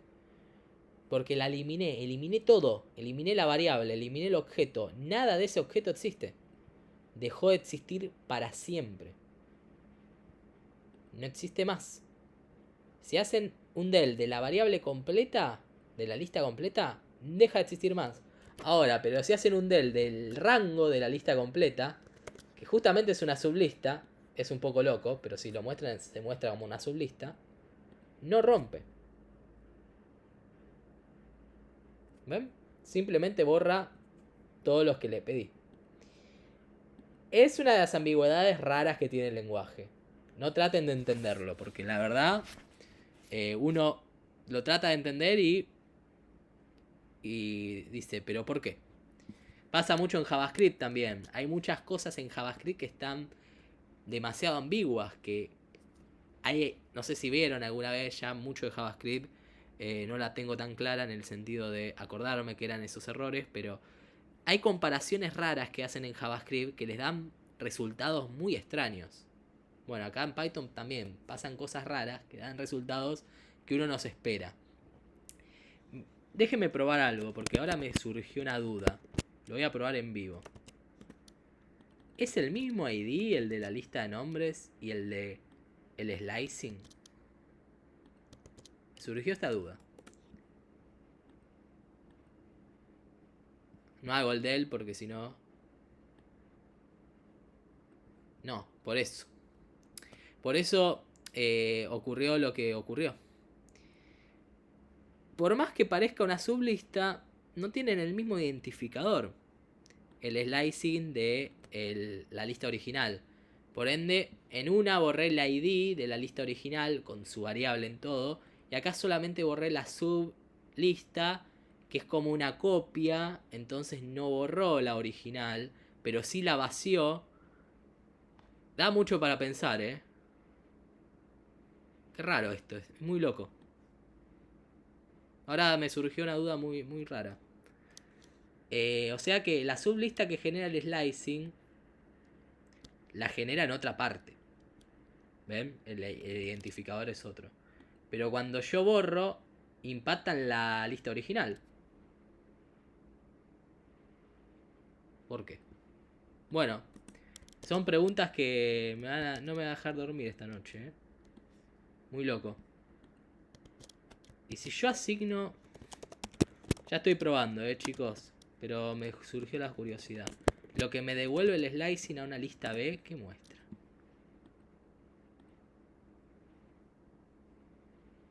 Ok. ¿Y es de tipo lista esto?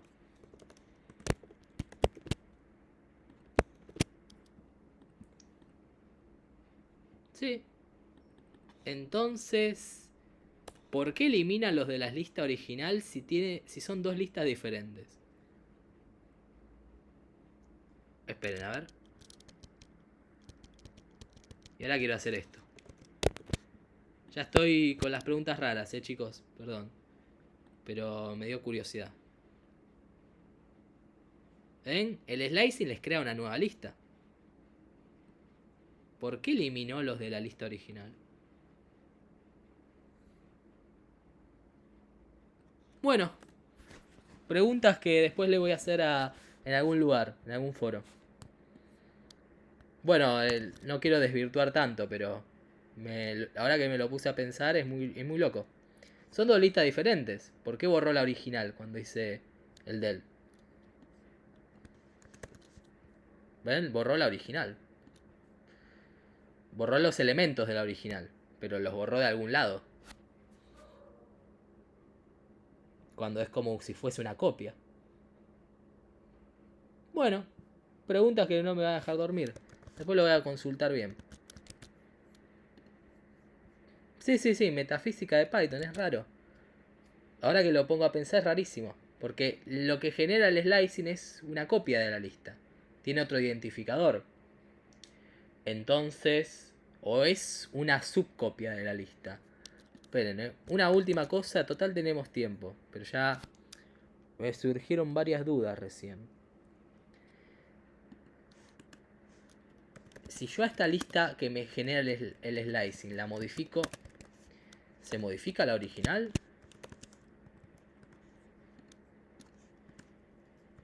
A ver.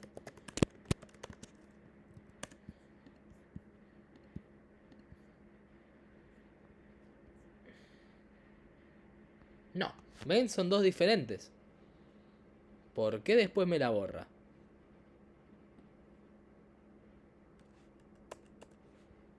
Bueno, muy loco, ¿eh? No lo tenía en cuenta. Mira, no. Ahora sí no entiendo por qué cuando hacen un slicing les borra la lista original. Ahora sí que que no entiendo por qué lo hace. Habría que después testearlo. Si hace una copia de la lista también pasa lo mismo. A ver.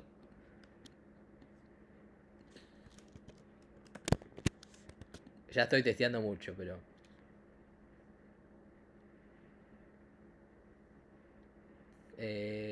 pasa que el copy... El copy devuelve una lista. Entonces... A ver.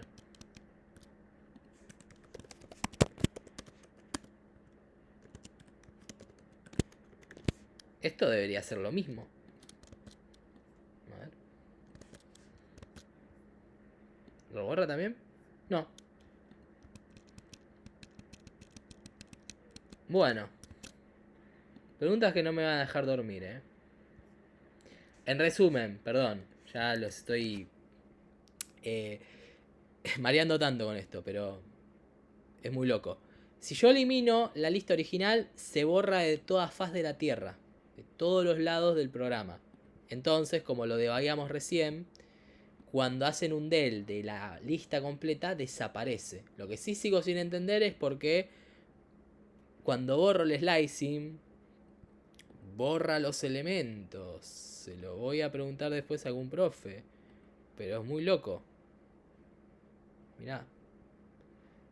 ¿Ven? Si acá sí borran la lista original antes de mostrarla, va a dejar de existir. De nuevo, se los muestro. La lista original existe.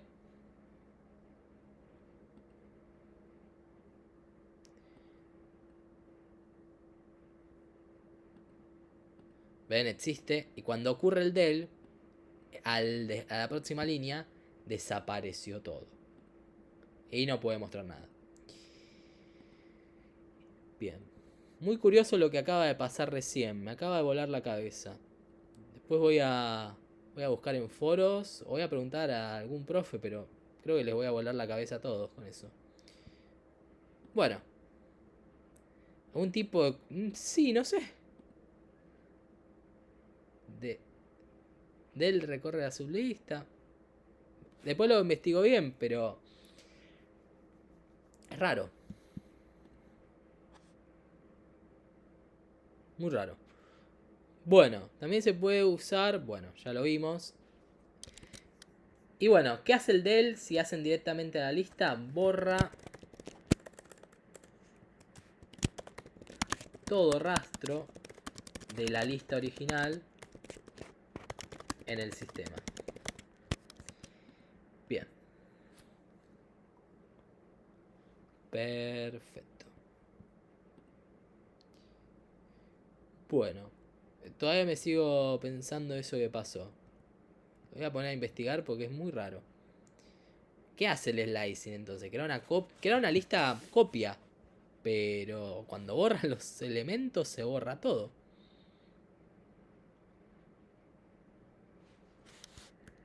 Una última cosa, ya no lo molesto más con esto. Igual tenemos tiempo, tranqui, ya terminamos prácticamente.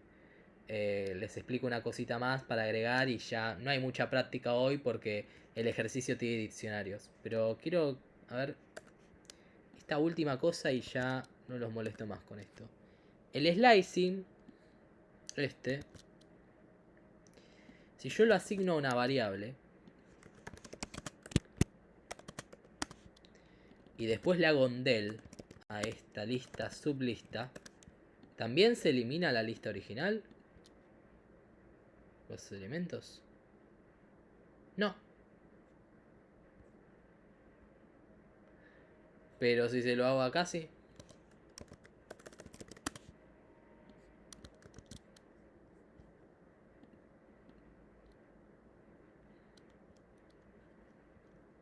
Bueno.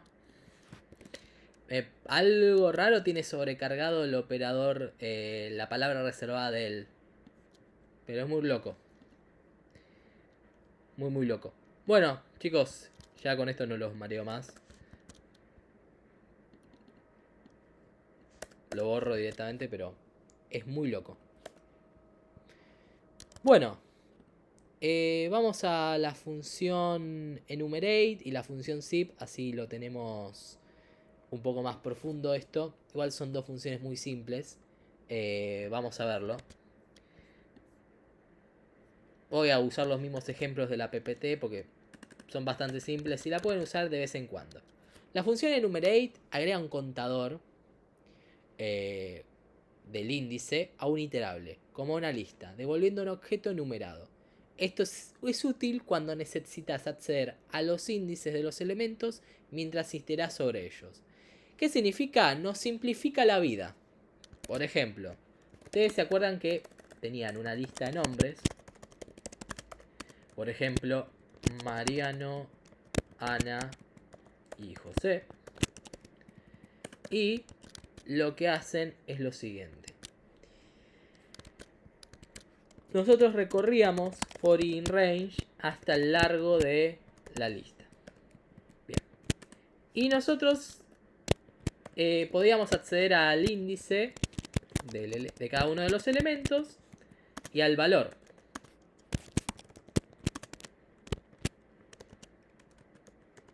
Pero los señores de Python la quieren simplificar más. La realidad es que esto está bien. Pero la quisieron simplificar más con esto. Hacerlo más fácil a la vista de los ojos nuestros. Entonces usaron una función llamada enumerate, que les permite hacer esto mismo, pero sin tener que hacer este tipo de asignación. Que la verdad no es tan complicado y está bueno que lo sepan porque cuando pasen a otro lenguaje no va a quedar otra que hacerlo así, pero el creador de Python quiso simplificarla, probablemente para los programadores más juniors que no tienen mucha experiencia a la hora de acceder a un array o una lista, de la siguiente manera. Nosotros podemos guardar tanto el índice como el dato del array, de la lista, perdón, que estamos recorriendo, simplemente recorriéndolo en un enumerado. Un enumerado es un iterable especial de tipo enumerate, que lo que va a permitirme, no lo voy a poder printear, pero sí lo voy a poder pasarlo a un for. Entonces, si yo a este enumerado le paso la lista de nombres, me va a guardar en la variable índice el índice correspondiente y en la variable dato el dato correspondiente. Va primero el índice, va después el dato. Si lo hacen al revés, en la variable dato guarda el índice y en la variable índice guarda el dato. No es que lo hace automáticamente.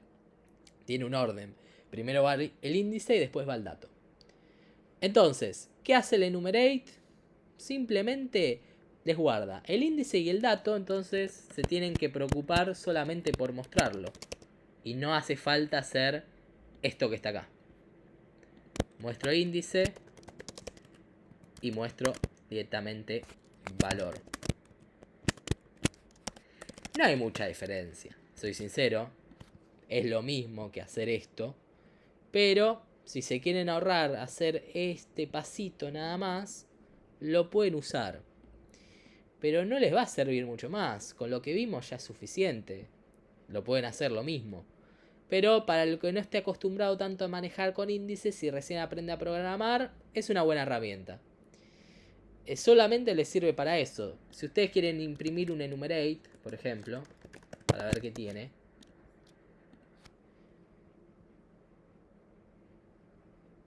Es un objeto encapsulado. ¿Qué significa? Que yo no le puedo printear y ver qué tiene. Está escondido. Yo nada más puedo acceder. En realidad esto no es... Espera, no es una función enumerate. Esto está mal, perdón, Esto no es una función. Esto está mal en la PPT, ahora que lo estoy mirando. No es una función, es un objeto. Están creando un objeto de tipo enumerado. Y lo están iterando. Esto está mal. Después le voy a decir a los profes que lo corrijan, Está mal.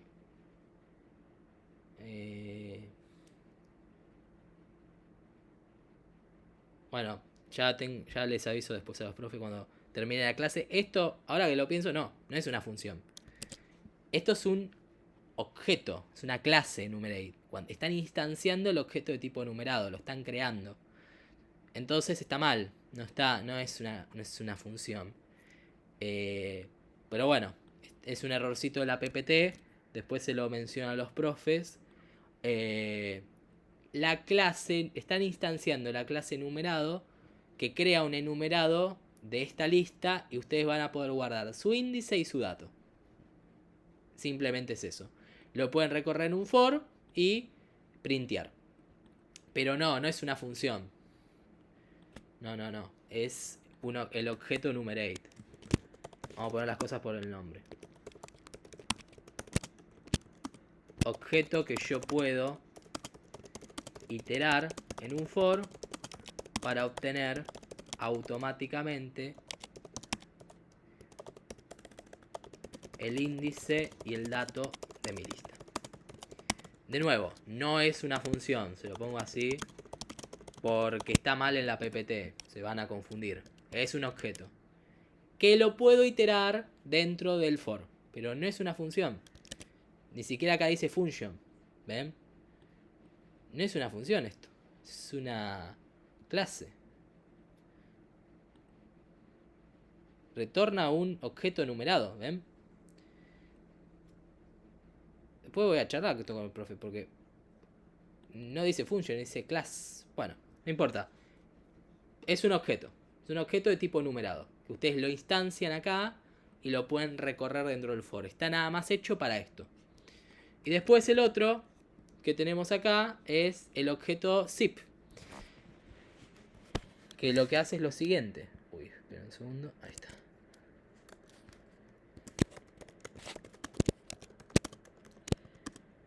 Objeto que yo puedo iterar para poder recorrer varias listas a la vez. Útil para arrays paralelos. Por ejemplo, yo lo que puedo hacer es lo siguiente. ¿Se acuerdan del concepto de array paralelo? Bueno, imagínense que tengo una lista de nombres. Mariano, Ana y María. Una lista de edades. 20, 30, 40. Y una lista de... vamos a poner... de géneros. Si lo hacemos simplificado. Masculino.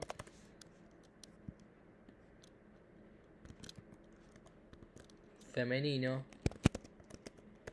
Y vamos a decir que María es no binario. Así ponemos un poco de un género diferente. Bien, vamos a empezar a probar esto. Creamos el for y lo que nos pide el objeto zip es poner dentro del for en orden cuál van a ser las funciones que yo les voy a pasar. Primero los nombres, las edades y después los géneros. Entonces, cuando cree el objeto zip, lo que voy a hacer es lo siguiente. Voy a pasarle nombre. Lista nombres, me equivoqué. Y acá le pueden pasar la cantidad que quieran, Lista nombres, lista edades y lista géneros. Entonces, cuando tengamos, por ejemplo, un array paralelo, varios arrays paralelos, podemos mostrar de una manera sencilla su información. Por ejemplo, nombre, dos puntos, nombre. Contra barra n. Edad, dos puntos, edad. Y vamos a poner la palabra años. Contra barra n, género, dos puntos, género. Mostramos todo esto.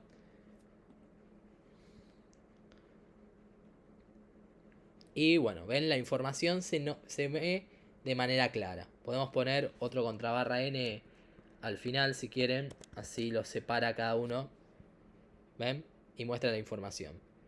Ahora, esto mismo lo pueden también resolver con lo que vimos. No es que técnicamente se van a enamorar del zip. Porque la realidad es que los arrays paralelos... Ahí está, lo vamos a... No puedo recorrer así. Puedo recorrer hasta el largo de cualquiera de estos arrays. Lista nombres. Y puedo mostrar lista nombres en i. Lista edades en i. Y lista géneros en i. Y es lo mismo. La realidad es que es lo mismo, chicos. No cambia mucho. A ver, no va a ser. Le pifié yo. Sí, le pifié yo acá. Ahí está. Pero miren, ¿ven? De la misma información. La cantidad de líneas que nos ahorramos es ninguna. Acá es más práctico, nada más. Si quieren pueden usarlo, pero si lo usan como lo vimos es lo mismo. No cambia mucho. Solamente es una alternativa. Por si lo quieren implementar. Y esto sí, es el objeto zip. Que me permite iterar varias listas a la vez.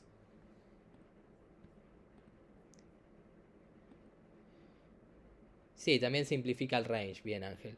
Pero, a ver, es su elección usarlo o no. No les voy a obligar a usarlo o no, porque para mí es lo mismo. O sea, para mí, hagan una o la otra es lo mismo. No es algo que les beneficie tanto a la hora de hacer nuevas cosas.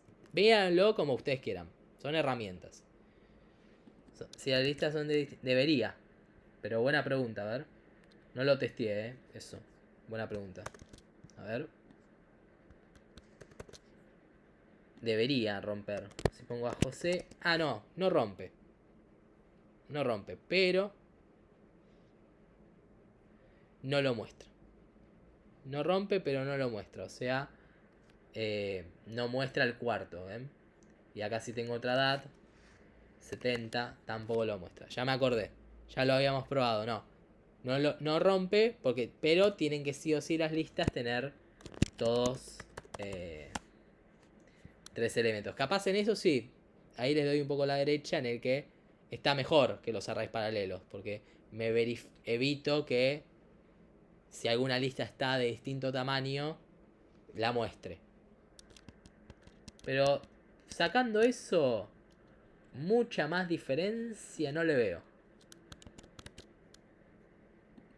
Sí, recorre el menor de los largos, de los 3.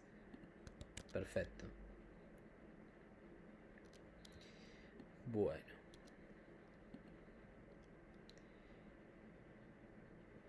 ¿Una duda con esto, chicos? Ok. Esperen, igual tengo una duda para. Sí. Yo pongo acá. A ver, print. Zip.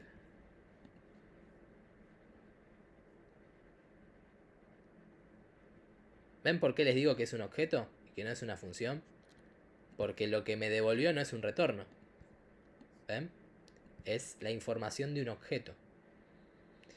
Cuando ustedes crean un objeto acá en Python y le hacen un print después de instanciarlo, les queda esto. Así que sí, no es una función, es un objeto. Le digo para que no se fíen en lo que está en la PPT porque está mal. Ahora que lo veo, ya el cuatri pasado lo dejé pasar, no me di cuenta. Pero ahora que lo veo está mal. La función y la función zip y enumerate son objetos. Son objetos que están instanciando dentro del for. Que su objetivo nada más es recorrer. Bueno, y una conclusión y ya terminamos. Las listas son una estructura fundamental por su flexibilidad y facilidad. Los métodos asociados permiten manipular y gestionar los elementos de forma eficiente, facilitan el trabajo con conjuntos de datos dinámicos. El uso adecuado de estos métodos permite resolver problemas complejos de forma eficiente y clara. Estos mismos métodos simplifican el desarrollo de aplicaciones que manejan datos dinámicos. Inventarios, registros, listas de tareas, procesamiento de información, lista de empleados, lista de alumnos. Toda esa información que pueda tener una aplicación la puede simplificar estos métodos a la hora de recorrerla. Aprender y dominar estos métodos es fundamental para mejorar la calidad del código y asegurar que las soluciones sean escalables y mantenibles en el tiempo. Y ahí en medio porque algunos son importantes y obviamente si no los usamos no funcionaría, como el append. No podemos podemos hacer un append a mano con el más igual, pero va a ser importante el append. Pero no todos estos van a ser exactamente diferentes a lo que hicieron algorítmicamente, chicos. Todo esto lo pueden hacer ustedes recorriendo en un for el array. Por eso les digo medio porque pueden no usar estos métodos y hacer un buen programa igual. Capaz es una solución, porque lo digo capaz porque como es un tipo de dato abstracto, no sabemos cómo está definido, es más eficiente su uso. Puede ser, por esa razón están recomendados que los usen, pero por eso les digo que es un medio porque ustedes pueden hacer sus propias funciones que hagan todo esto mismo y pueden ser totalmente eficientes igual. Ya saben cómo hacerlo, lo vimos en la primera parte. Pero bueno, estos métodos le van a ayudar obviamente a evitar hacer algo que ya está hecho, que es todos estos comportamientos que fuimos viendo. Pero tranquilamente esto lo pueden hacer a mano también, todos estos métodos que vimos. El pop lo pueden hacer a mano usando el del, por ejemplo. Pueden hacer su propio pop a mano. El insert, bueno, el insert se les va a complicar. El insert no, el append tampoco. Pero el pop y el remove lo pueden hacer a mano con la palabra reservada del, por ejemplo. Y otros como el index también lo pueden hacer a mano recorriendo el array y buscándolo. No necesariamente tienen que usar el método, lo pueden hacer ustedes a su gusto, como quieran. Pero usar el método les ahorra hacer eso que ya está hecho por alguien más y simplemente se tienen que preocupar por hacer el programa. Eso está bueno también. ¿Se entiende, chicos? A lo que voy.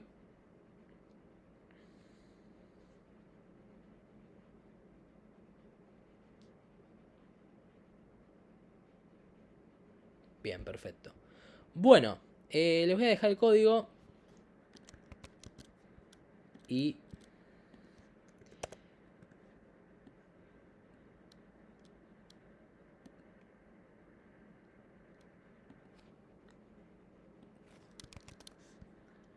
se los voy a pasar.